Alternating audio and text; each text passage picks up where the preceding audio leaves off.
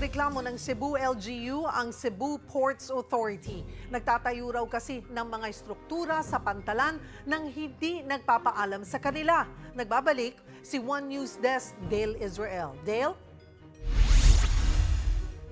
Cheryl, pinaal sa balutan ni Cebu City Mayor Michael Rama ang Cebu Ports Authority sa labas ng territorial jurisdiction ng syudad. Dahil yan sa paulit-ulit na paglabag sa patakaran ng Cebu City government. Sabi ni Mayor Rama, may ginagawa kasi iba't ibang mga port structures ang CPA na walang permit o pahintulot sa syudad kung kaya naggalit ang alkalde.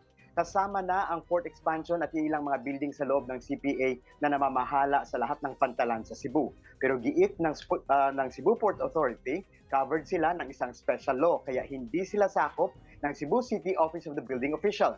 Sa kabila nito, sinampahan ng Cebu City Government kahapon ng 18 counts of criminal and administrative charges ang mga opisyal ng CPA dahil sa paglabag sa building code, usurpation of authority at marami pang iba.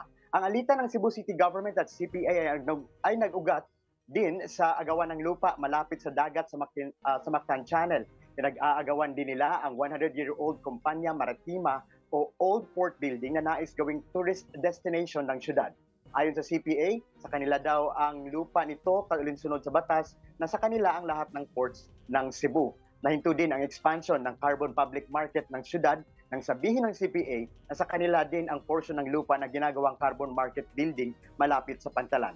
Ayon sa legal team ng alkalde, kahit na sino ang may-ari ng lupa ay kailangan kumuha ng permit alinsunod sa Building Code of the Philippines.